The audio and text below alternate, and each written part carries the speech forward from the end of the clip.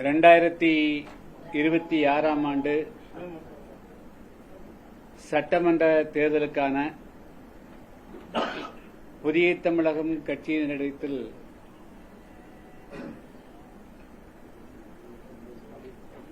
போட்டியிடக்கூடிய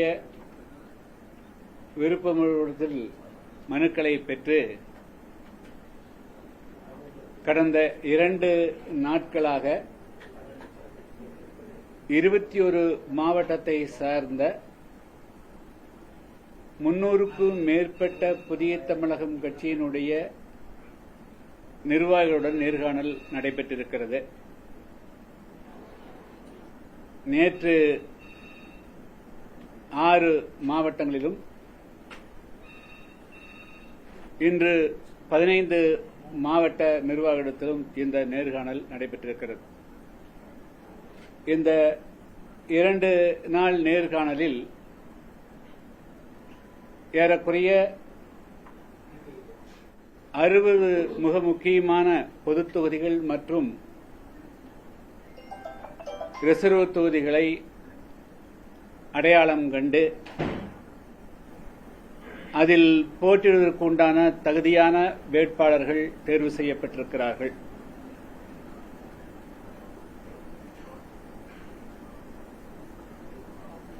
இன்னும் எஞ்சியிருக்கக்கூடிய 10 மாவட்டங்களுக்கு மேல் அடுத்த 2 தினங்களில் அவரிடத்திலும் நேர்காணல் நடைபெறவிருக்கிறது.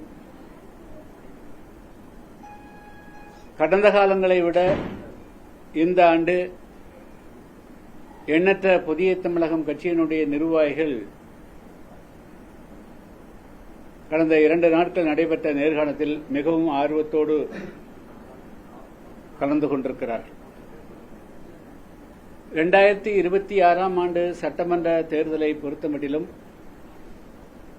புதிய தமிழகம் கட்சி தமிழ்நாட்டில் ஒரு நல்லாட்சி அமைவதற்கு தமிழ்நாட்டில் ஆட்சியிலும் அதிகாரத்திலும் பங்கு என்ற முழக்கத்தோடு கூட்டணி ஆட்சி அமைய வேண்டும். அதற்காக புதிய தமிழகம் கட்சி அனைத்து விதமான செயல்பாடுகளையும் மேற்கொள்ளும் என்று ஏற்கனவே கடந்த ஜனவரி மாதம் 7ஆம் தேதி புதிய தமிழகம் கட்சியின் 7வது மாநாட்டிலே தீர்மானம் நிறைவேற்றியிருக்கிறோம். அதனுடைய அடிப்படையில் தமிழ்நாட்டில் ஒரு ஆட்சி மாற்றத்தை உருவாக்குவதற்கும் ஊழலற்ற கனிவள கொள்ளைகள் இல்லாத தமிழ்நாட்டில் மது போதை புகை அறவே இல்லாத லஞ்சம் நாவல்யம் இல்லாத ஒரு ஆட்சியை அமைப்பதற்கு முழு முயற்சியை எடுக்க வேண்டும் என்ற அடிப்படையில் கட்சி எனக்கு வழங்கக்கூடிய அதிகாரத்தினுடைய அடிப்படையில் நாங்கள் தமிழ்நாட்டில் ஏற்கனவே 2019ஆம் ஆண்டு நாடாளுமன்ற தேர்தலிலும் 2024ஆம் ஆண்டு நாடாளுமன்ற தேர்தலிலும் தேசிய ஜனநாயக கூட்டணியில அங்கம் பெற்றதனுடைய அடிப்படையில் இன்று இந்த தேசிய ஜனநாயக கூட்டணிக்கு தமிழ்நாட்டில் அஇஅதிமுக தலைமை தாங்குகிறது என்ற அடிப்படையில் அவர்களோடு பல கட்ட சுற்று பேச்சுவார்த்தைகளை நடத்தினோம். நேரடியாகவே நான் ஒரு முறை தமிழ்நாட்டினுடைய முன்னாள் முதலமைச்சர் அதை அஇஅதிமுக பொதுச் செயலர் எடப்பாடி பழனிசாமி அவருடைய இல்லத்திலே சந்தித்து பேசினோம். அதற்கு பிறகு அவர்களுடைய பிரதிநிதிகள் மிக முக்கியமான முன்னாள் அமைச்சர்கள் நாடாளுமன்ற உறுப்பினர்கள் ஒரு 4-5 முறை நானும் அவர்களை சந்தித்தேன். அவர்கள் இங்கே இல்லத்திலும் சந்தித்தார்கள், சென்னையிலும் சந்தித்தோம். மிக முக்கியமாக நாங்கள் அவருடைய சந்திப்பின் போது வைத்த முக்கியமான கோரிக்கை ஒன்று, 2019 ஆண்டு நடைபெற்ற நாடாளுமன்ற தேர்தலின் போதும் அதே 2024 ஆண்டு நாடாளுமன்ற தேர்தலின் போதும் பேச்சுவார்த்தையின் போது எங்களுக்கு தென் தமிழகத்திலே நீண்ட நாட்களாக ராஜ்யசபா யாருக்கும் குறிப்பாக தேவேந்திரோட மக்களுக்கு ஒடுக்கப்பட்ட மக்களுக்கு கொடுக்கப்படவில்லை. எனவே ஒரு ராஜ்யசபா சீட்டு கொடுக்கப்பட வேண்டும் என்றும் அதேபோல நாங்கள் புதிய தமிழகம் கட்சி 21 மாவட்டங்களில் வலுவாக ஒரு 120க்கு மேற்பட்ட தொகுதிகள் வலுவாக இருக்கிறது. 12லிருந்து ஒரு 15 தொகுதிகள் எங்களுக்கு கொடுத்தால்தான் நாங்கள் இந்திய தேர்தல் ஆணையத்தினுடைய விதிமுறைகளின்படி தனிச்சின்னத்திலே போட்டியிட முடியும் என்ற கருத்தை முன்வைத்தோம். அவர்கள் 12, 15 எல்லாம் முடியாது, 12 முடியாது என்று சொன்னார்கள். அதற்கு பிறகு 9, 8 என்று வந்தார்கள். கடைசியாக மிக முக்கியமான ஒருவர் நீங்கள் சரியாக 7 இடங்களை எழுதி கொடுங்கள், அதை நாங்கள் நிறைவு செய்வோம் என்று சொன்னார்கள். அதில் குறிப்பாக புதிய தமிழகம் கட்சி ஏறக்குறைய 21 மாவட்டங்களில் வலுவாக இருந்தாலும் கூட மிக அதிகமாக நாங்கள் களப்பகுதியாக தளமாக இருக்கக்கூடிய தூத்துக்குடி மாவட்டம் கொடியங்குளம் பிரச்சனைக்காக போரிட்ட காரணத்தினால தூத்துக்குடி மாவட்டத்திலே ஓட்டப்படாரம் சட்டமன்ற தொகுதி, 2வது மாஞ்சோலை தேயிலை தோட்ட தொழிலாளர்களுடைய போராட்டம் என்ற காரணத்தினால் தென்காசி நாடாளுமன்ற தொகுதியில் நான் 7 முறை போட்டியிட்டிருக்கிறேன். அங்கே அந்த தென்காசி நாடாளுமன்ற தொகுதியில் 3 ரிசர்வ் தொகுதிகள் இருக்கின்றன. ஒன்று சங்கரங்கோயில், 2வது வாசவநல்லூர், 3வது ஸ்ரீவில்லிபுத்தூர். அதுல 2 கொடுத்தால் பரவாயில்லை என்று நாங்கள் கேட்டோம். கடைசியாக 1வது 3ல் 1வது அந்த தென்காசி நாடாளுமன்ற தொகுதியில ஒரு தொகுதியாக கொடுக்கணும். அதுக்கு பிறகு ராமநாதபுரத்துக்கு பரமக்குடி, அதுக்கு பிறகு நிலக்கோட்டை, வால்பாறை, இதுபோல அதே போல மத்திய பகுதிக்கு ஒன்று, டெல்டா பகுதிக்கு ஒன்று, அவர்கள் கடைசியாக 7 தொகுதிகள் எழுதி வாங்கி சென்றார்கள். அதுக்கு பிறகு மீண்டும் ஒருத்தர் இல்லை, நீங்கள் நாங்கள் இது கொஞ்சம் பரிசீலித்தோம், எங்களுக்கு கொஞ்சம் கடினமாக இருக்கிறது, இன்னும் 2 ஏதாவது குறைத்துக் கொண்டு 5 கொடுத்தால் நாங்கள் உறுதி செய்து விடுகிறோம் என்று கோயம்புத்தூர்ல ஒரு 5-6 தினங்களுக்கு முன்பு எழுதி வாங்கி கொண்டு சென்றார். அப்புறம் பார்த்தா அந்த 5ம் அவங்க கொடுக்கல. அதுக்கு பதிலா நீங்க திருவிடை மருதல் நில்லுங்க அப்படின்னு சொல்லிட்டு கும்பகோணத்து பக்கத்துல ஒரு தொகுதியை சொல்லி சொன்னாங்க. கும்பகோணத்துல எங்களுக்கு கும்பகோணம் பகுதியில் திருவிடைமதுரையில் எங்களுடைய புதிய தமிழகம் கட்சிக்கு பெரிய வலு ஒன்றும் கிடையாது. டெல்டாவில் இப்போ கீழ்வேலூர் இருக்குது, திருத்துறைப்பூண்டியில் இருக்கிறோம், திருவாரூர் இருக்கிறோம், மன்னார்குடியில் இருக்கிறோம், அதே போல திருவையாறுல இருக்க முடியும். பட் ஆனால் அங்கே எங்களுக்கு சாத்தியம் இல்லை என்று சொல்லிவிட்டோம். ஆனால் அதுக்கு பிறகு அவர்கள் தொடர்ச்சியாக அதுக்கு பிறகு எந்த விதமான பேச்சுவார்த்தைகளும் முன்னேற்றம் இல்லை. திடீரென்று பத்திரிகையாளர் சந்திப்பில் ஒரு எடப்பாடி பழனிசாமி அவர்கள் அது ஏதோ பேச்சுவார்த்தை நின்று போய்விட்டது என்று சொல்லிவிட்டார்.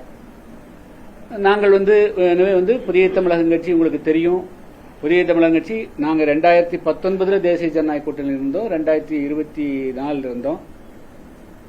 பொதுவா இந்த ரிசர்வ் தொகுதிகளில் பெரிய கட்சி இருக்கக்கூடியவர்கள் தேர்ந்தெடுத்து சென்று அவர்கள் இந்த ஒடுக்கப்பட்ட மக்களுக்கு என்ன நோக்கத்திற்காக இந்திய அரசியல் சாசனத்திலேயே அந்த தொகுதிகள் ஒதுக்கப்பட்டதோ அந்த நோக்கத்தை நிறைவேற்றக்கூடியவர்கள் அந்த கடமை ஆற்றாத காரணத்தினால்தான் பல பிரச்சனைகள் தமிழ்நாட்டில் இருக்கிறது. எனவே இந்த ரிசர்வ் தொகுதிகளையாவது அதுக்காக உருவான அமைப்புகளுடைய பிரதிநிதிகள் நாங்கள் எங்களை போன்றவர்கள் நிற்பது மூலமாக அந்த பிரச்சனைகள் சட்டமன்றத்தில் முறையாக எடுத்து வைக்கப்படும் அப்படிங்கிறதுக்காகத்தான் நாங்கள் இந்த ரிசர்வ் தொகுதிகளில் அதிகமாக கேட்டோம். பொது தொகுதி கூட ஒன்று கேட்டோம், திருநெல்வேலி கூட கேட்டோம். அந்த அடிப்படையில் தான் ஒரு குறைஞ்சபட்ச கடைசியா 7 மாவட்டத்துக்கு 7ங்கிறது கேட்டோம். இப்போ என்ன அது என்ன கொடுக்கறாங்க அப்படிங்கிறது என்ன, அதாவது பேச்சுவார்த்தைகள் என்று சொன்னால் ஒரு பார்கெனிங். நாங்க 12 கேட்டா அவங்க ஒரு 4-5 ஸ்டார்ட் பண்ணி ஒரு மிட்வே நிக்கிறது. அப்படித்தான் கடந்த காலங்களில் நாங்க இப்ப 2001 அன்றைய முதல்வர் கலைஞர் அவர்கள் பேசிய போதோ அம்மையார் ஜெயலலிதா பேசிய போதோ அது இப்படித்தான் நடந்திருக்கிறது. ஆனால் இப்பொழுது அது போன்ற அணுகுமுறைகள் இல்லை. அப்ப என்ன, நாங்க தொடர்ச்சியாக இந்த கடந்த 5 வருஷத்துல பாத்தீங்கன்னா நாங்க பல்வேறு விதமான போராட்டங்களை தனியா எடுத்திருக்கிறோம். உங்களுக்கு தெரியும், மாஞ்சோலை தேயிலை தோட்ட தொழிலாளர்களை ஏறக்குறைய 5000க்கு மேற்பட்டவர்களை சட்டவிரோதமாக வெளியேற்றிட்டாங்க. அவருடைய வாக்குரிமை கூட 2000 பேருக்கு அவங்களுடைய ஓட்டர் லிஸ்ட் கூட இல்ல. இன்று வரையிலும் அவர்களுக்காக புதிய தமிழகம் கட்சி தான் போராடிட்டு இருக்கு. வேற எந்த அரசியல் கட்சியும் போராடல, அதிமுக போராடல. ஆளுநர் மாளிகை நோக்கி வந்து தமிழ்நாட்டில் வந்து மதுவிலக்கை அமல்படுத்தணும், 1 லட்சம் கோடி ஊழல்னு சொல்லிட்டு நாங்க தான் பேர நடத்தணும், அவங்க ஆதரவு கொடுக்கல. தமிழ்நாட்டில் 300க்கும் மேற்பட்ட படுகொலைகள் வந்து தூத்துக்குடி, திருநெல்வேலி, தென்காசி, விருதுநகர் மாவட்டங்கள் நடைபெற்றது. யாரும் ஒரு கண்டன குரல் எழுப்பல, நாங்க தான் போராடிக்கிறோம்.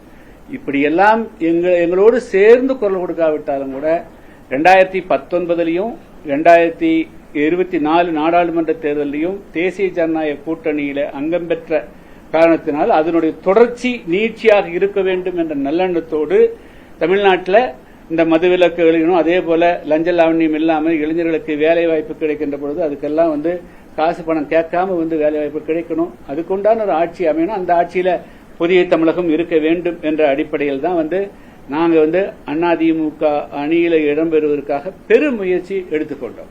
ஆனால் அவர்களுடைய அந்த அணுகுமுறை கடைசியில வந்து நாங்க கேட்டது என்ன, அவங்க கொடுக்க வந்து என்னன்னு கூட வெளியே சொல்லாம நின்று போட்டுன்னு சொன்னது தமிழ்நாட்டில் ஒரு ஏறக்குறைய தமிழ்நாட்டில் கூடிய ஒட்டுமொத்த இன்னைக்கு இருக்கக்கூடிய தேவேந்திர உழைப்பாளர்கள், ஆதிரம் என்று அழைக்கப்படக்கூடிய மக்கள், ஒட்டுமொத்த இந்த விளிம்பு நிலைய மக்களே வந்து மிகப்பெரிய அளவுக்கு வந்து மன உளைச்சலுக்கு ஆளாகிறாங்க.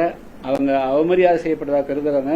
அந்த மக்களை வந்து அதிமுக வந்து புறக்கணித்து விட்டதாகவே வந்து மிகப்பெரிய அளவுக்கு கொந்தளிப்பு ஏற்பட்டிருக்கிறது. எனவே எல்லா பொறுப்பாளர்களுமே வந்து மாவட்ட செயலாளர்கள் எல்லாருமே வந்து இனிமேலும் நம்முடைய வலுவை காண்பிக்காமல் இருக்கக்கூடாது, நாம தனித்து போட்டியிடுவதற்கும் நம்மை ஆயத்தப்படுத்திக் கொள்ள வேண்டும் என்று எங்களுடைய நிர்வாகிகள் கேட்டுக்கொண்ட இணங்கத்தான் வந்து கடந்த 2 நாட்களாக வந்து எல்லா நிர்வாகிகளிடத்திலும் மனுக்களை பெற்று நாங்கள் வந்து அவர்கள் நேர்காணல் பண்ணி இப்போ 70 தொகுதிக்கு வந்து நாங்கள் தேர்வு செய்து வச்சிருக்கிறோம். நாங்கள் எல்லா விதமான சூழ்நிலைக்கும் நாங்கள் வந்து தயாராகிட்டோம். தேர்தல் களத்தில் நாங்கள் நின்று எங்களுடைய வலுவை காண்பிப்போம். இன்னும் சொல்ல போனா 1996 புதிய தமிழகம் கட்சியின் வரலாறு எப்படி துவங்குச்சுன்னா, நாங்கள் வந்து 6 சட்டமன்ற தொகுதியில் தான் போட்டிட்டு அப்போ அன்னைக்கு கட்சியே உருவாகல, வெறும் கூட்டமே தான் வச்சிருந்தேன். அதுல தனித்து போட்டிட்டு தான் ஓட்டப்படாரத்தில் வெற்றி பெற்றோம். சின்னம் தான் வந்து ஏரோடும் சின்னம் ஜனதா சின்னமே தவிர நான் வந்து அப்ப யாரோட எந்த கட்சியோடும் கூட்டணி வைக்கல. அதே போல இப்பொழுது நாங்கள் வந்து தனித்து போட்டியிடக்கூடிய சூழ்நிலை உருவாகி கொண்டிருக்கிறது. அப்படி வந்தால் கூட நாங்கள் 10 to 12 தொகுதிகளில் நிச்சயமாக புதிய தமிழகம் தனித்து வெற்றி பெறக்கூடிய சூழலும் இருக்கிறது என்பதை இந்த நேரத்தில் தெரிவித்துக் கொள்கிறேன். இன்னும் தனித்து போட்டி அப்படிங்கிற ஒரு உறுதியான முடிவுக்கு வரலையா? இல்ல, அதாவது நாங்க வந்து இப்ப நாங்க அதுக்குண்டான வேலையெல்லாம் செஞ்சு வச்சுட்டோம். 70 தொகுதிக்கு ஆழமா நேர்காணல் நடத்தி முடிச்சாச்சு. 70 தொகுதி நின்றாலும் அந்த தனித்து போட்டிக்கான 70 தொகுதி தானா இல்ல 120 தொகுதியில் நாங்க வலுவா இருக்குதுங்க. இப்போ 21 மாவட்டத்தில் இருக்கக்கூடிய தான் நேர்காணல் 10, 12, 11 மாவட்டத்தில் இருக்கிறாங்க.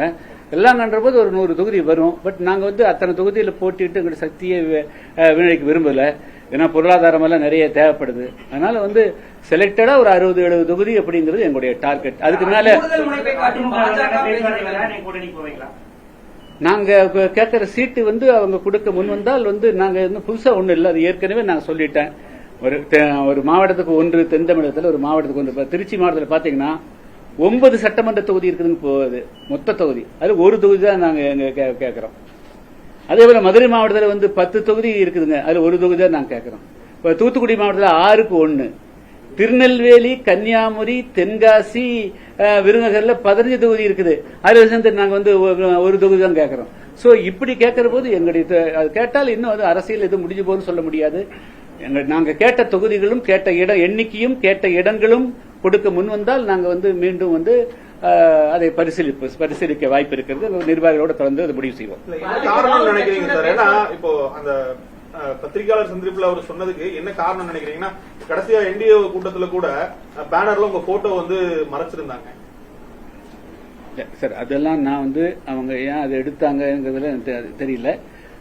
என்னுடைய நிலைமை, நாங்க வந்து பிராங்கா இருக்கிறோம், வெளிப்படையா இருக்கிறோம், எதுவுமே ஹிடன் கிடையாதுங்க. எங்களுக்கு வந்து கௌரவமான ஒரு எண்ணிக்கை. நாங்க வந்து அதான் சொன்னோம், 12 கேட்டு 10 வந்து 9 வந்து 8 வந்து 7ன்னு எழுதி வாங்கிட்டு போயிட்டாங்க. அதுக்கு பிறகும் நாங்க வந்து இது பண்ணோம். அதுபோக எங்களுக்கு தொகுதிகள் வந்து முக்கியமா நாங்க வந்து எங்க வந்து புதிய தமிழகம் கட்சி வலுவா இருக்கிறதோ நாங்க வந்து ஒவ்வொரு கிளையும் இருக்கணும்ல. நாளைக்கு நான் போட்டியிட்டா ஒரு 80,000 ஓட்டு வாங்கினா குறைஞ்சபட்சம் 40,000 ஓட்டு 45,000 ஓட்டு எங்க புதிய தமிழக கட்சியுடைய ஓட்டு இருந்தா தான் நாங்க வந்து கூட்டணி ஓட்டு ஜெயிக்க முடியும். நாங்க 5,000 ஓட்டு வச்சுட்டு 85,000 ஓட்டு வெளியிருந்து எடுத்து ஜெயிக்க முடியும். அதனால வந்து நாங்க வலுவாக இருக்கக்கூடிய இடம் தூத்துக்குடி மாவட்டம் ஓட்டப்படாரம் சட்டமன்ற தொகுதி. அதே போல திருநெல்வேலி பொது தொகுதியை எடுத்தீங்கன்னா திருநெல்வேலி சட்டமன்ற தொகுதி. சங்கரன் கோயில் சட்டம், வாசுதேவநல்லூர், ஸ்ரீபுத்தூர், பரமக்குடி, நிலக்கோட்டை, சோ இது போன்ற தொகுதிகள். அதே போல வால்பாறையில நான் வந்து 2001 வால்பாறை நானே நின்றுக்கிறேன். சோ எங்களுக்கு நாங்க கேட்ட தொகுதிகளும் கேட்ட இடங்களும் கிடைக்கின்ற பொழுது நாங்கள் நிச்சயமாக அதை பரிசீலனை செய்வோம்.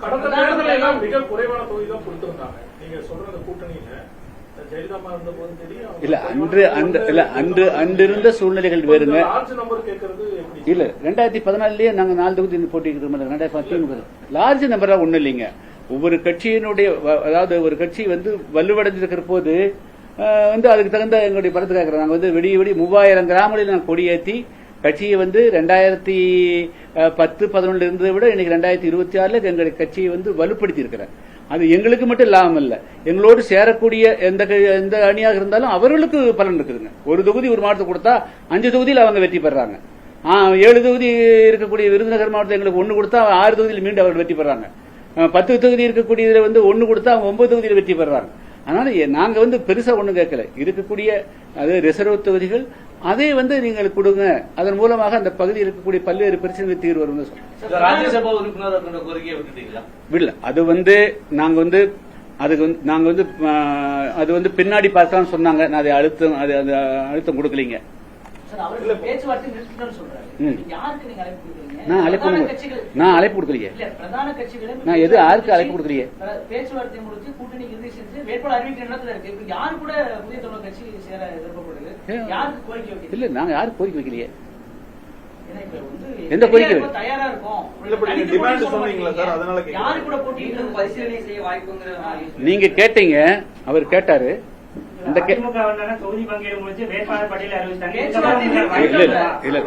அதாவது அரசியலில் வந்து வாய்ப்பு இருக்குமான்னு கேட்டாரு. அவர்கள் வந்து எங்களுடைய கோரிக்கையை ஏற்று அவங்க வித்ட்ரா பண்ணிட்டு கொடுக்கறதுக்கு வாய்ப்பு இருக்குல்ல. அப்படி ஒரு சூழ்நிலை வந்தால் நாங்க பரிசீலிப்போம் சொன்னோம். நாங்க வந்து யாருக்கு அழைப்பு எல்லாம் கொடுக்கல வச்சுங்களா. அவரோட நண்பர் கேட்டாரு, அந்த கேள்விக்கு உண்டான பதில்.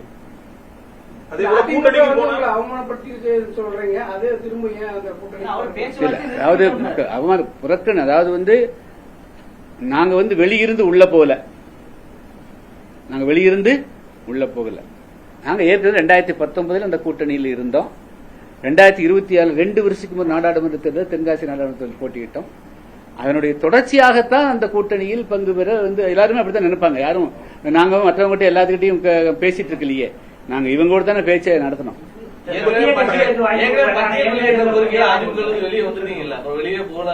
2024 கூட நடந்தும்ல. 2024 நாடாளுமன்ற தேர்தலில் ஒன்னா தான் அதுக்கு பிறகு சார் இங்க பாருங்க. அதாவது புதிய தமிழகம் கட்சி நான் நேர்காணல் சும்மா நடத்த முடியாதுல. நேர்காணல் இத்தனை பேர் 300 பேரை அழைத்து நேர்காணல் நடத்துறோம்னா நாங்க வந்து தேர்தலில் வந்து தொகுதியும் கூட கடையாங்கட்டமில்ல. 60-70 தொகுதி என்று முடிவு செஞ்சோம்ல. அதுக்காக தனித்து போட்டியிடுவதற்கும் நாங்கள் வந்து முழுமையாக ஆயத்தமாயிட்டோம். அதுக்குண்டான பணிதான் வேட்பாளரை வந்து இன்னும் 2 நாள்ல நாங்க வந்து அறிவிக்க போறோம். நாளிதழுக்கு பேட்டி கொடுத்துருக்கீங்க, அந்த பேட்டி வந்திருக்கு. அதுல வந்துட்டு ஜான் பாண்டியன் அவருக்கு எங்களை வந்துட்டு புறக்கணிச்சதுனால வந்துட்டு அதிமுக துவக்கக்கூடிய வாய்ப்புகள் அதிகமா இருக்குன்னு சொல்லியிருக்கீங்க. அது களத்துல பாக்கணும், நிறைய பாக்கணும். இனிமேல் தான் சொல்லணும். இப்ப வந்து நாங்க அதாவது வந்து பேட்டியே வந்துட்டு நீங்க அந்த பேப்பர்ல வந்திருக்கு இல்ல, இதுல வந்து அதாவது வந்து ஒவ்வொரு கட்சியும் வந்து அது கூட்டணியில் எதுக்காக கூட்டணி சேர்றாங்க, அந்த கட்சியினுடைய ஓட்டு பலத்தின் மூலமாக வெற்றி பெறணும். அப்போ ஒரு பெரும்பான்மையான மக்கள் ஒரு தொகுதிக்கு, சட்டமன்ற தொகுதிக்கு குறைந்தபட்சம் 30,000 60,000 70,000 வாக்கு எடுக்கக்கூடிய ஒரு வெண்படக்கூடிய ஒரு சமுதாயத்தை புறக்கணிச்சுன்னா அது பாதிப்பு வருமா வராதா?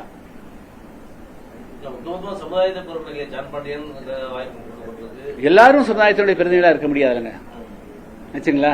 எல்லாரும் சமுதாயத்தினுடைய பிரதிநிதி வன்னியருடைய பிரதிநிதியை யாரை கொண்டு நிறுத்துறாங்க?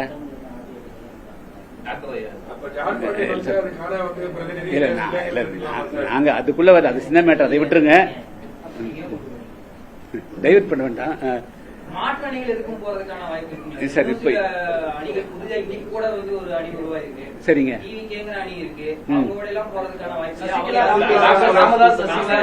இல்ல இல்ல இல்ல. இப்ப இந்த நிமிடம் வரையிலும் நாங்க வந்து நேற்றும் இன்றும் வந்து முழுக்க புதிய தமிழகம் கட்சியை வந்து நாங்க வந்து ஒரு 60-70 தொகுதிகளை தேர்வு செய்து அதில் போட்டியிடுவதற்கு தான் ஆயத்தப்படுத்துகிற. மாற்றணிகள் நீங்க சொல்ற மாதிரி யாரு தயாராக்குறாங்க என்னங்கிறது தெரியல.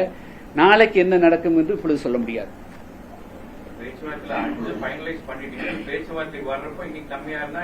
இல்ல இல்ல அதெல்லாம் அதுல இல்ல. அதாவது அப்படி இல்லைங்க. அதாவது அவர்கள் எல்லாம் நாங்க எல்லாருக்கும் நெருக்கடிகள் இருக்கிறது, நீங்க இது எழுதி கொடுங்கன்னு வாங்கிட்டு வந்து அதாட்சி காமிக்கிறாங்க வச்சுங்களா.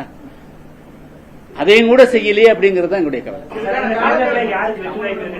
எப்படிங்க எங்க புதிய தமிழுக்கு தான் நிறைய வெற்றி வாய்ப்பு.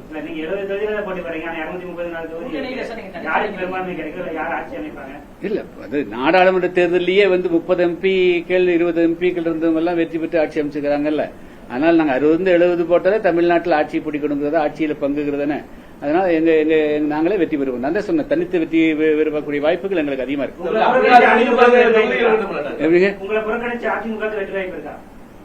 இல்ல நான் அதெல்லாம் இப்ப சொல்லக்கூடிய நேரம் இல்லைங்க. இன்னைக்கு இருக்கிற கள நிலவரத்துல நாங்க இன்றைய சூழலில் புதிய தமிழகம் கட்சியினுடைய மாவட்ட நிர்வாகிகள், ஒன்றிய நிர்வாகிகளுடைய உணர்வுகளை வெளிப்படுத்தக்கூடிய வகையில ஒரு 10 ஆண்டு காலம் அவங்களோடு பயணித்த பிறகு ஒரு சில இடங்களை கூட விட்டுத் தருவதற்கு ஒரு பெருந்தன்மையோ ஒரு தாய் உள்ளம் இல்லாத ஒரு நிலையில் ஒரு ஒட்டுமொத்த சமுதாயம் தேவேந்திர மக்கள் புறக்கணிக்கப்பட்டக்கூடிய நிலையை பிரதிபலிக்கக்கூடிய வகையில இந்த நிலையை எடுத்திருக்கிறோம். அவ்வளவுதான் சொல்ல முடியும். 117 தொகுதிகள் தான் ஆட்சி அமைக்க முடியும். நீங்க 60-70 தொகுதிகள் தான் போட்டு எப்படி ஆட்சி அமைக்க முடியும்? எப்படி நீங்க தான் வலுவா இருக்கீங்க. அது இன்னும் பல இல்ல. நாங்க இப்பொழுது அது அதுல போக்கஸ் பண்றோம்னு சொல்றோம். ஆட்சி அமைக்கிறதுல அவர்கிட்ட நாங்க ஆட்சியில பங்கு பெறுறதுன்னு சொல்லிக்கிறோம். இல்ல ஆட்சியே நாங்கள் ஆட்சி தேர்தல் பங்கு வரும்போது பல பேர் சேர்ந்து ஆட்சி தேர்தல் பங்கு வர முடியும். நாங்கள் மட்டுமே யாரும் தனி ஆட்சின்னு என்னைக்கு சொல்லவே இல்லையே. தமிழ்நாட்டில் என்றுமே அதாவது எங்களுடைய கொள்கை பொறுத்த மட்டிலும் 5 எம்எல்ஏ இருந்தாலும் 2 எம்எல்ஏ இருந்தாலும் ஒரு தனி சமுதாயத்தினுடைய பிரதிநிதிகளாக அல்லது அவங்களுடைய கொள்கையோடு இருந்தால் அவர்களை அமைச்சரவையில் சேர்க்கணும், ஆட்சியில பங்கு கொடுக்கணுங்கிறது தான் எங்களுடைய கொள்கை. அதனால எண்ணிக்கையில தீர்மானிக்கூடியது. அதிமுக ஆட்சியில் பங்கு அப்படின்ற உங்களுடைய தீர்மானத்தை அதிமுக ஏற்றுக்குமா, பங்கு கொடுக்கணும் நம்புறீங்களா நீங்க? முதல்ல சீட்டு கொடுக்க சொல்லுங்க. எப்படிங்க? நான் அப்படிலாம் யாரும் காலக்கெடு வரல. அது மாதிரிலாம் எந்த கட்சிக்கு நான் காலக்கெடு கொடுக்கல. அதையே எதிர்பார்த்துட்டு இல்ல. நாங்கள் தனித்து களங்காண்பதற்கு எங்களை முழுமையாக ஆயத்தப்படுத்திக் கொண்டோம். தனித்து களங்காணும் போது எதை முன்னிறுத்தி தேர்தல் நிறைய விஷயங்கள் இருக்குதுங்க. நாங்கள் நான் கடந்த 2 பிரஸ் மீட்டுக்கு முன்னாடியே எங்க மாநாட்டில் நாங்கள் சொன்னது, தமிழ்நாட்டுக்கு ஒரு சுவிட்ச் வரணும், ஈக்குவாலிட்டி அண்ட் ஈக்விட்டி அண்ட் அதாவது ஒரு அனைவருக்கும் சமமான நீதியை வழங்கக்கூடிய அரசை கொண்டு வரணுங்கிறது தான் எங்களுடைய ஆரம்பகால கொள்கை. ஈக்குவாலிட்டி அண்ட் ஈக்விட்டி, எல்லாருக்கும் எல்லாம் சமமாக கொடுக்கணும், எந்த விதமான பாகுபாடு இருக்கக்கூடாதுங்கிறது தான் எங்களுடைய கொள்கை. அந்த கொள்கையை உருவாக்கக்கூடிய அரசாக இருக்கணும். அது நாங்க தனிப்பட்ட முறையில் சொல்ல, ஆட்சி அதிகாரத்தில் எல்லோரும் பங்கு பெற்றாதான் இந்த மாதிரி சாத்தியமாகும். தேசிய ஜனநாயக கூட்டணியில டிடிவி தினகரன் நேரடியா பாஜகவோட பேசி சீட்டு வாங்கிட்டு நீங்க அதிமுக போய் கேட்டது போல பாஜக போய் கேட்டுக்கலாமே. இல்ல அப்படி இல்லைங்க. நாங்க 2024 அதிமுகவோடு பயணிச்சோம். 2024 பிஜேபி தனி அணியா இருந்தாங்க. நான் ஜம்ப் பண்ணி எல்லாம் போகணுங்கிற அவசியம் இல்லை. ஆச்சா, இங்க தலைமையே அதிமுக இருக்கிற போது நான் மீண்டும் ஒரு சீட்டுக்காக போகணுங்கிற அவசியம் இல்லை. ஆச்சா, சீட்டு கொடுக்கறவங்களும் இங்க இருக்கிறாங்கல்ல, ஆனால் நான் எதுக்கு தேவையில்லாம போகணும், அது அவசியம் இல்லை. நாம இங்க இவங்க தானே எல்லாருக்குமே கொடுக்கறாங்க. புதிய கட்சிகளுக்கு அதிமுக வாய்ப்பு கொடுத்திருக்காங்க. ஆனா கூடவே இருக்கவங்க ஏன் சொல்லுங்க சார்? அது நீங்க அவங்க கிட்ட கேட்கணும் சார். நீங்க அவங்க கிட்ட டாக்டர் கிருஷ்ணசாமி அவர்களை நீங்க புறக்கணிச்சதுக்கு அவங்க உங்க கூட எத்தனை வருஷம் டிராவல் பண்ணிக்கிறாங்க, அதுக்கு காரணம் அவங்க தான் சொல்லணும், நான் சொல்றேன். நான் என்னுடைய நிலைகளை நான் பிராங்கா எடுத்து வச்சிட்டேன். எந்த சந்தேகம் இருக்கக்கூடாதுக்காக எடுத்து வச்சிட்டேன். தேவேந்திர சமுதாய மக்களையும் அதிமுக புறக்கணிச்சுன்னு சொல்லிட்டீங்க, தொண்டர்கள் திருப்தியில இருக்காங்கன்றீங்க. பட் அவங்க எல்லாம் தனித்து கலந்தாண்டு ரெடியா இருக்காங்க, நீங்க மட்டும் தான் கூட்டணி போகணும் அப்படின்னு விருப்பப்பட்டீங்க. தொண்டர்கள் தயாராயிட்டாங்க, நீங்க மறுபடியும் கூட்டணி போடுங்க விருப்பப்படுங்க. இல்ல நான் அப்படி சொல்லலையா. இல்ல மறுபடியும் பேச்சுவார்த்தைக்கு அரசியல் கூட்டம் எல்லாம் முடிஞ்சு எல்லாரும் டோர் க்ளோஸ் பண்ணிருப்பேன். பிளைட்ல டோர் க்ளோஸ் பண்ணி பிளைட் டேக் ஆஃப் பண்ணலையே. அது இருக்கு அரசியல்ல தனி மனிதனுடைய இதுக்கெல்லாம் இல்லைங்க. அது முக்கியமா நாங்க எங்களுக்கு எண்ணிக்கையும் நாங்க கேட்கறது தானே முக்கியமானது. அது நான் அப்படியெல்லாம் இதை கொண்டு ஒரு தனி நபர்கள் அடக்கலைங்க. நான் கிராஸா ஒட்டுமொத்த தமிழ்நாட்டு மக்கள் புதிய தமிழக கட்சியினுடைய நலன் தென் தமிழகத்தில் நாங்கள் பேசா இருக்கக்கூடிய அந்த அந்த அந்த விஷயம் அந்த அடிப்படையில் தான் இருக்கிறத தவிர ஒரு நபருக்கு தனியாக கொடுத்தாங்க அப்படிங்கிறத நான் பார்க்கக்கூடியதும் இல்லை. அதெல்லாம் ஒரு பொருட்டே இல்லை. இல்ல இப்ப அதுக்கெல்லாம் இப்ப நாங்க நேர்காணல் தான் முடிச்சுக்கிறோம் ஆச்சுங்களா. இன்னும் வேட்பாளர் இருக்குது. இன்னும் இதை ஒரு ஃபைனலைஸ் பண்ணணும், ஒரு ஃபைனல் சேவ் பண்ணணும். மாநிலத்தில் திருப்பி சமுதாயம் ஜாதி அப்படிங்கிற ஒரு கட்டமைப்பிலே கொண்டு போறோமா? அதெல்லாம் உடைச்சு வந்து வெளியே வர வேண்டாமா? விட்டு ஒரு தமிழகத்தில் திருப்பி சாதிய கட்டமைப்பே தான் டெவலப் பண்ணி அதுதான் ஒரு அரசியல் தீர்மானத்தை கொண்டு வரணுமா சார்? கொண்டு வரக்கூடாதுங்க. அதுக்கு என்ன சார் உங்களுடைய தீர்மானம் சார், உங்களோட ஐடியா சார்? எங்க கட்சி மாநாட்டு தீர்மானத்தை நல்லா படிங்க. எங்க கட்சி மாநாட்டுடைய தீர்மானத்தை படிச்சீங்கன்னா அதுக்கு விடை இருக்கு. நீங்க எஸ்சி பட்டியலிருந்து வெளியே வரணுன்றது உங்களுடைய தீர்மானம் முக்கிய ஒரு பிரதானமா இருந்துச்சு. அதை அறிவிச்சுதான் நீங்க நாடாளுமன்றத்தில் எங்கேயில கூட்டணி வச்சீங்க. அமித்ஷா வாக்குறுதி கொடுத்துருந்தாரு. ஆனா இதுவரை நிறைவேற்றல. பட் அவங்க கூட்டணி மறுபடியும் தொடர்ந்து இருக்கீங்க சார். ஒரே ஒரு புள்ளியை சுற்றியே ஒரு அரசியல் கட்சி செயல்பட முடியாது. இப்ப நடைபெறக்கூடியது தமிழ்நாட்டில் 8 கோடி தமிழ்நாட்டு மக்களுடைய பிரச்சனைகளை தீர்வு காணும். அதுல இந்த ஆட்சி அமைப்பதன் மூலமாக நம்ம எந்த அளவுக்கு அதிகமாக நம்ம பங்கு பெற முடியும், நம்முடைய வாய்ஸ் நம்முடைய குரல் எந்த அளவுக்கு அதிகமாக இருக்குன்னு பார்க்க முடியுமே தவிர ஒரே ஒரு இஷ்யூக்காகவே ஒரு சட்டமன்ற தேர்தலையோ நாடாளுமன்ற தேர்தலையோ அணுக முடியாது. நாங்க அப்படி அணுகல சார். இப்போ நேற்று எடப்பாடி பழனிசாமி சொல்லும்போது அவங்களுடைய பேச்சுவார்த்தை எங்களுக்கு ஒத்து வரல, அதனால நிறுத்திட்டோம் அப்படிங்கிறது. அதாங்க அவரு சொல்ல. அதாவது அவங்க கேட்டதும் நாங்க சொன்னதும் ரெண்டு ஒத்துவலைங்கிறாங்க. அது என்னங்க தெரியலீங்க. அவங்க நாங்க கேட்டது எங்களுக்கு வந்தா தானே நாங்க சொல்ல முடியும். ஒருவேளை அதிமுக கூட்டணியில உங்களை சேர்த்தோம்னா தாமரை சின்னத்துல போட்டியிடும் ஏதாவது நிபந்தனை வச்சாங்கன்னா? இல்ல அப்படியெல்லாம் நாங்க அந்த மாதிரி எல்லாம் அப்படியெல்லாம் ஒண்ணு அந்த மாதிரி நிபந்தனைகள் அவங்க எப்பவுமே சொன்னதில்லை. எங்கிட்ட சொன்னதே இல்லை. அது போன்ற நிபந்தனைகள் இல்ல. அதெல்லாம் பிரச்சனை இல்லைங்க. Number of seats, number of எந்த பிளேஸ் தான் முக்கியம். எண்ணிக்கையும் எந்த இடத்துல தொகுதிகள் ஒதுக்கப்படுங்கிறது தான் பிரச்சனையே தவிர மற்றபடி சின்னம் எல்லாம் பிரச்சனை இல்லை. சின்னம்னா பின்ன இல்லைன்னா சரி அது எந்த காரணம் அது புதிய தமிழகம் தனி எலெக்ஷன் கமிஷன் வாங்கி அந்த சின்னம் தான் போட்டு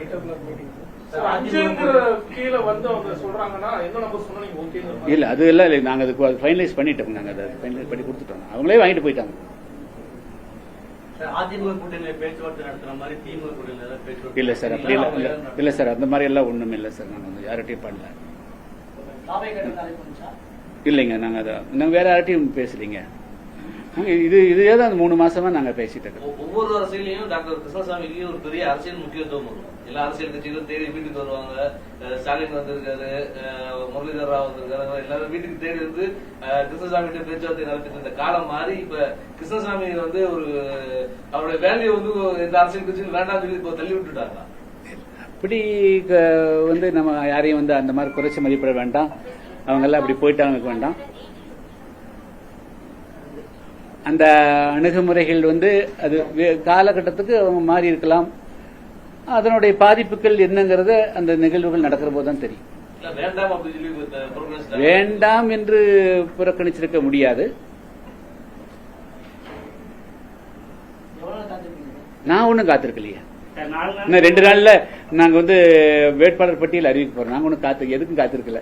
4 நாளைக்கு முன்னாடி பேட்டி கொடுக்கும் போது கூட்டணிங்கிற வார்த்தையை பயன்படுத்த வேணாம், தனித்து போட்டிங்கிற வார்த்தையை பயன்படுத்த வேணாம், கூட்டணி சேருவோம் அப்படின்னு சொல்லி நீங்க அழுத்தமா பேச்சு 4 நாளைக்கு முன்னால் இருந்த நிலைமையில பேச்சுவார்த்தை உச்சகட்டமா இருக்கிற போது எப்படி நான் சொல்ல முடியும்? இந்த பேச்சுவார்த்தை நடந்து கொண்டிருக்கிற பொழுது நான் எப்படி சொல்ல முடியும்? நானாக எதையும் முறிச்சு கொள்றதுக்கு நான் முயற்சி செய்யலையே. அது எங்களுடைய நோக்கம் அது வல்லவங்களே. நாங்க ஒன்னும் அதுல இருந்து வெளியே போகணும்னு நினைக்கலையே. கூட்டணி முறிவு காரணம் அதிமுக மட்டும்தான் சொல்றேன். நீங்க தான் சொல்லணும். நான் என்னுடைய நிலைப்பாட்டை சொல்லிட்டேன். நீங்க அதுக்கு நீங்க தான் முடிவு சொல்லணும். 2 நாள்ல எத்தனை தொகுதிகளுக்கான வேட்பாளர் 70 தொகுதிகளுக்கு இல்ல சார். இப்ப நம்ம அதுக்கு அதாவது தொகுதிகள் அடையாளம் காணணுங்க. அதுல நாங்க ஒரு 2 கட்டமா அறிவிப்போம். முதல்ல ஒரு 30-40 அறிவிப்போம். அதுக்கு பிறகு 2 கட்டம் 3 கட்டமா நாங்க அறிவிப்போம். நல்ல வேட்பாளர் வரணும், தகுதியான வேட்பாளர்கள் வரணும். இல்ல சார். அதெல்லாம் இப்போ ஆய்வில் இருக்குதுங்க. அது எல்லாமே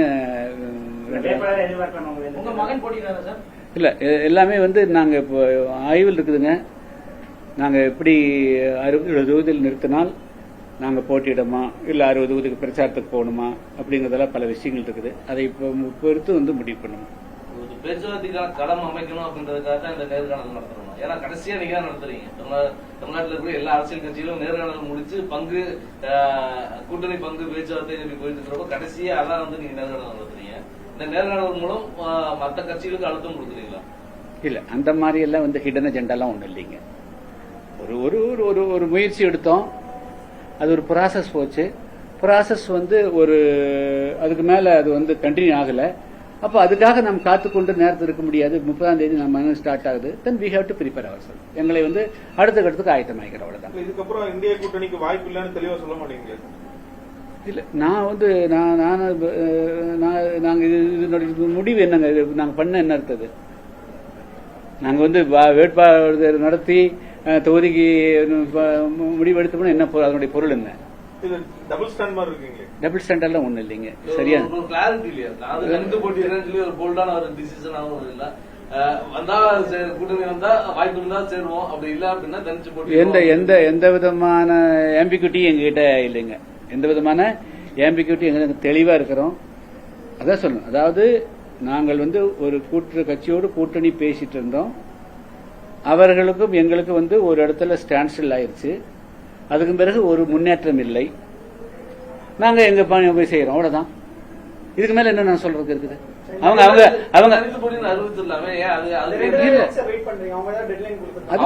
அவமரியாதை செஞ்சிருக்காங்க. தேவேந்திர குல வேளாண் சமூகத்தை இதுபடுத்திட்டாங்க, அலட்சியப்படுத்திட்டாங்க அப்படின்னு சொல்றீங்க. அதுக்கப்புறமா திரும்ப அவங்கள கூப்பிட்டா பாக்கலாம்னு சொல்லி அவங்களுக்கு ஒரு சாப்பிட்டு கொடுத்துட்டே இருக்கீங்க. இங்க பாருங்க, சாப்பிட்டு காரணம் இல்ல, அவருடைய கேட்ட கேள்விக்கு தான் நான் பதில் சொன்னேன். அவர் வந்து இல்ல, அப்படி இல்ல. அதாவது வந்து அரசியல்ல வந்து எத்தனையோ மாற்றங்கள் நடக்கலாம் ஆச்சுங்களா. நீங்க வந்து 2006ஆம் ஆண்டு வைகோ அவர்கள் வந்து திமுக கூட்டணிக்கு வருவதாக இருந்து பேனர்லாம் வச்சுட்டாங்க. வைகோ வந்தாரா? சோ அதனால வந்து அரசியலில் வந்து நிமிடத்துக்கு நிமிடங்கள் மாற்றங்கள் ஏற்படும். அந்த மாற்றத்தை கணக்கிலே வச்சு சொல்றேனே தவிர வேற ஒண்ணும் இல்லை. மாறுதலுக்கு உட்பட்டதுன்னா எடுத்துக்கலாம் இல்லைங்களா? அப்படி இல்லை. நாங்க வந்து இறுதியாக வந்து நாங்க வந்து எங்களை ஆயத்தப்படுத்தி வைத்திருக்கிறோம். நாளைக்கு என்ன நடக்கிறது அது பார்க்கலாம். இல்ல சார், இல்ல அப்படி இல்ல, அப்படி இல்ல, அப்படியே நோ. அது மாதிரி எல்லாம் யாருமே எங்ககிட்ட பேசவும் இல்லை, அவங்க அசூரன்ஸும் கொடுக்கல. சார் அதுதானே சார் ஆயத்தப்படுத்திக்கிறேன். தனித்து நிக்க போறது தான் சார் சொல்லிக்கிறேன். என்ன புதிய தமிழகம் கட்சி தனித்து போட்டியிடுவதற்காகத்தானே வந்து 2 நாளாக வந்து 300க்கு மேற்பட்டவர்களை நேர்காணல் கண்டு 60-70 தொகுதிகளை அடையாளம் கண்டது தனித்து போட்டியிடுவதற்குத்தானே. வேற என்னங்க அது? புதிய தமிழகம் கட்சி தனித்து போட்டியிடுவதற்குத்தான் தங்களை ஆயத்தப்படுத்தி வேற என்ன சந்தேகம் இருக்குது? அது நீங்க சொல்லிக்கலாமே தவிர நான் சொல்ல, என்னுடைய கருத்தல்ல. எங்க நாமெல்லாம் வந்து அமெரிக்காவுக்கும் ஈரானுக்கும் சண்டை வரும் நினைச்சோமா? கேஸ் தட்டுப்பாடு வரும் நினைச்சோமா? அதனால புதிய தமிழகம் கட்சி 2026ஆம் ஆண்டு சட்டமன்ற தேர்தலில் இன்றைய சூழலில் இந்த நிமிடம் வரையிலும் எங்களை வந்து தனித்து போட்டியிடுவதற்கு ஆயத்தப்படுத்திக் கொண்டு வருகிறோம். அதுக்கான நேர்காணல் முடிவிட்டு விட்டது. அவ்வளவுதான். 60 முறை 70 தொகுதியில் நீங்க போட்டியிடுறேன்னு சொல்லிருக்கீங்களா சார்? மற்ற தொகுதியில் உங்களோட ஆதரவு யாருக்கு? இல்ல, அந்த மாதிரி சுச்சுவேஷன் வராதுங்க. நாங்க வந்து இப்பொழுது வந்து ஒரு முக்கியமா 60-70 இடம் கண்டுக்கிறோம். இன்னும் 20 மாவட்டங்கள் பார்க்கிற போது அவர்களும் எல்லா எஞ்சியிருக்கிற தொகுதிகளிலும் போட்டியிட வேண்டும் என்று விரும்பினால் அதையும் நாங்க பரிசீலனை வந்து எல்லா தொகுதியிலும் போட்டியிடக்கூடிய சூழ்நிலை. இல்ல, அந்த மாதிரி எல்லாம் இப்ப இன்னும் வந்து அதுக்கெல்லாம் ஒரே நாள்ல எல்லாருக்கும் தீர்வு சொல்லக்கூடாதுங்க. இன்னைக்கு வந்து நாங்க வந்து 300 பேர்கிட்ட வந்து இன்டர்வியூ பண்ணிக்கிறோம். புதிய தமிழகம் கட்சி 2026 சட்டமன்ற தேர்தலில் தனித்து போட்டியிடுவதற்கு எங்களை ஆயத்தப்படுத்திக்கிறோம். 150க்கு மேற்பட்ட 60-70 தொகுதிகளை வந்து நாங்க அடையாளம் கண்டிருக்கிறோம். பொறுத்திருந்து பாருங்க. மறுபடியும் கூப்பிட்டா அதெல்லாம் சொல்ல நான் சொல்ல, அவருடைய கேள்விக்கு மட்டும்தான் பதில தவிர அது நானாக சொன்னது அல்ல. நீங்க நண்பர்கள் கேட்கறீங்க, அதுக்கு ஒரு பதில் சொல்றோம், அவ்வளவுதான். நீங்க போட்டிட்டீங்கன்னா யாருக்கு பாதிப்பா இருக்கும்? அப்ப இன்னைக்கு அதெல்லாம் சொல்ல முடியாதுங்க.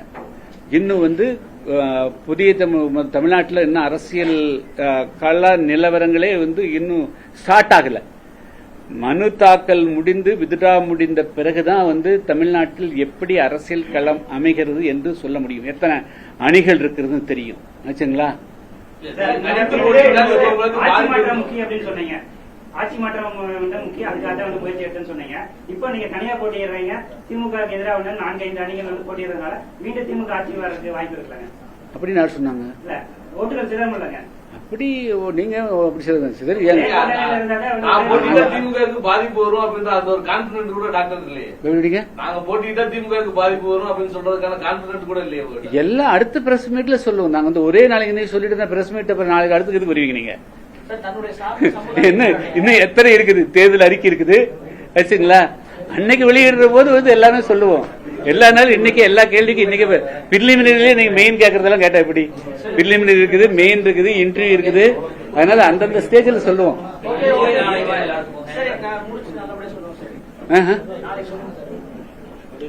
மறுபடியும் சொல்லுங்க.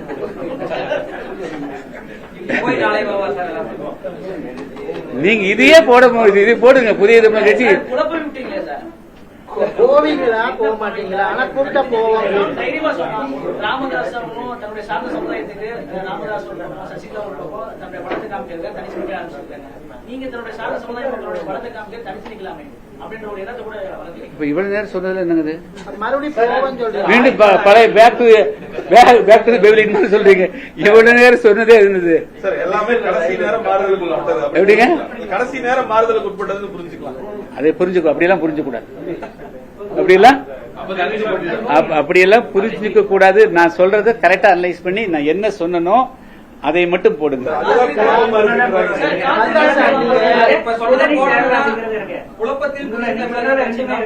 எப்படிங்க? ஊடகவியலாளர் குழப்பத்தினார். ஊடகவியலாளர் குழப்பினார். இல்ல இல்ல ஊடக நான் ஒரு குழப்பம். நீங்க எந்த மீடியா சொல்லுங்க? புதிய தலைமுறை ஊடகவியலாளர் குழப்பினார், டாக்டர் குழப்பவில்லைன்னு சொல்லுங்க. இதெல்லாம் போடலாமா? அதெல்லாம் நான் அப்படி சொல்லல. அரசியல்ல யாரும் எதிரியும் இல்லை, நண்பர்கள். நான் மேட்டர் 2026 சட்டமன்ற தேர்தலுக்கு நான் சொல்லிட்டேன். இப்ப ஒரு கட்சி நேர்காணல் நடத்துதுன்னா எந்த சூழ்நிலை நடத்துவாங்க?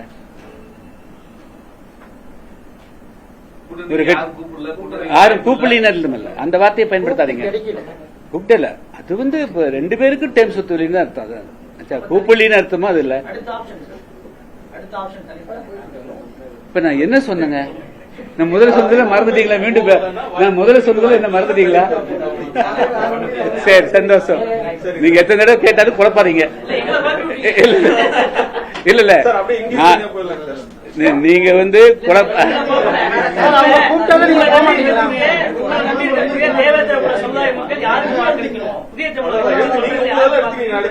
நாங்க எந்த குழப்பமும் எங்களிடத்திலே இல்லை. நீங்கள் குழப்பாமல் இருங்கள், குழம்பிக்காதீங்க.